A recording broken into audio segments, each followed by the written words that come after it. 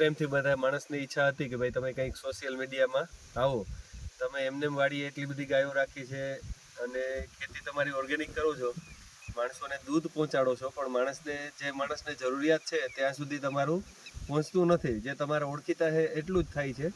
એટલે ઘણા માણસોની ઈચ્છા હતી કે ભાઈ તમે કંઈક એક સોશિયલ મીડિયા બનાવો અને માણસો વચ્ચે તમે જાઓ, જેનાથી તમે જે કંઈ ગાયો ઉછેર કરો છો, ખેતી કરો છો ઓર્ગેનિક, એ બધું માણસને ખબર પડે અને મેક્સિમમ માણસ તમારો લાભ લઈ શકે.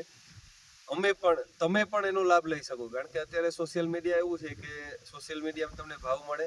ખેડૂતોનો જે કંઈ પ્રશ્ન છે એમાં પણ તમને ઓર્ગેનિક વસ્તુઓ તમે વેચતા હોય તો માણસને ખબર હોય તો તમને એનાથી ભાવ મળે તમને, અને બે થાય. તમે વધારે ભાવ મળે તો કંઈક નવું કરી શકો, અથવા બીજા માણસ માટે તમે ગાઈડન્સ પણ બની શકો કે જેનાથી બીજા માણસો પણ એવું કંઈક કરે.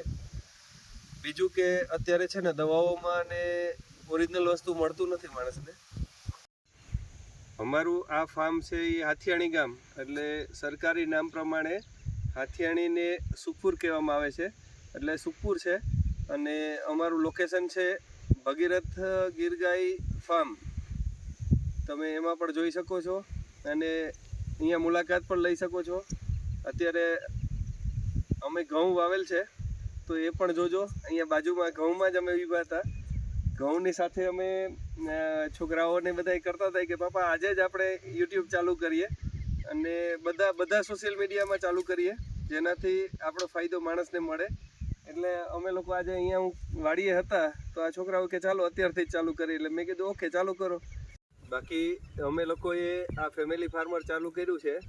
એક દિવસ એવો આવશે, અત્યારે માંદગીમાં માણસો બહુ હોય છે અને માંદપ શેનાથી આવે છે?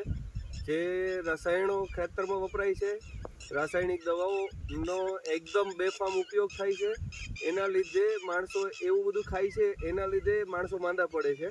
એટલે ભવિષ્યમાં એવું આવશે, અત્યારે એવું હતું કે ફેમિલી ડૉક્ટર બધા માણસ રાખતા હતા. હવે કેવું થશે, ભવિષ્ય એવું થશે કે ફેમિલી ફાર્મર રાખવું પડશે માણસને.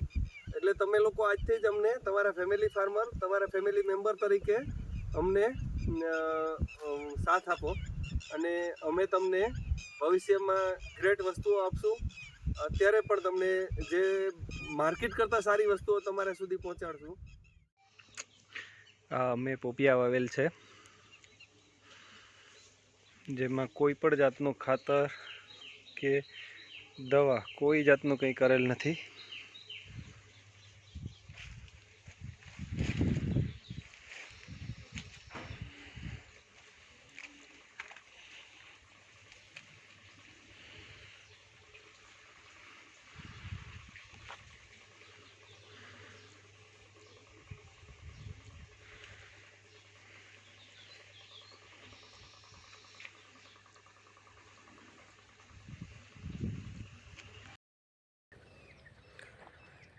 મોર્નિંગમાં અમારા ઘઉં,